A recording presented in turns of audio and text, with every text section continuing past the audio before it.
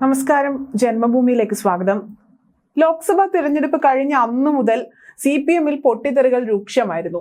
ഇപ്പോൾ CPM പാലക്കാട് ജില്ലാ committee യോഗത്തിൽ കേന്ദ്ര കമ്മിറ്റി അംഗമായ AK ബാലനെതിരെ രൂക്ഷ വിമർശനങ്ങളാണ് ഉയർന്നു വരുന്നത്. പാർട്ടിയെ ജനങ്ങൾക്കിടയിൽ പരിഹാസ്യമാക്കുന്ന രീതിയിലായിരുന്നു ചിഹ്നത്തെ സംബന്ധിച്ചുള്ള AK ബാലന്റെ പ്രസംഗമെന്നും നേതാക്കളുടെ ഇത്തരം അവ്യക്തമായ പരാമർശങ്ങളാണ് പാർട്ടിക്കേറ്റ തിരിച്ചടിക്ക് കാരണമെന്നുമാണ് കമ്മിറ്റിയുടെ വിമർശനം. ചിഹ്നം സംരക്ഷിക്കാൻ വോട്ട് പിടിക്കണമെന്ന് പ്രവർത്തകരോട് പരസ്യമായി ആവശ്യപ്പെട്ടതുൾപ്പെടെയുള്ള AK ബാലന്റെ ചില പ്രസ്താവനകൾ തിരഞ്ഞെടുപ്പിൽ തിരിച്ചടിയായിരുന്നു. CPM പാലക്കാട് ജില്ലാ കമ്മിറ്റി യോഗത്തിലാണ് വിമർശനം ഉയർന്നിരിക്കുന്നത്. തിരഞ്ഞെടുപ്പിന് തൊട്ടു മുൻപ് നേതാക്കളിൽ ചിലർ നടത്തിയ പ്രതികരണങ്ങൾ പാർട്ടിയെ ജനങ്ങൾക്കിടയിൽ പരിഹാസ്യമാക്കി. വിജയരാഘവനെ പോലെയുള്ള പോളിറ്റ് ബ്യൂറോ അംഗത്തെ മത്സരിപ്പിച്ചിട്ടും സംഘടനാ പ്രവർത്തനത്തിലെ വീഴ്ചയാണ് പാലക്കാട് പാർട്ടി തോൽക്കാൻ കാരണമെന്നും യോഗം വിലയിരുത്തി.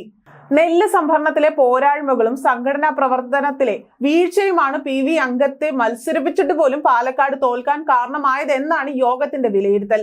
നെല്ല് സംഭരിച്ചതിന്റെ തുക കൃത്യമായി കർഷകർക്ക് സർക്കാർ നൽകിയില്ല.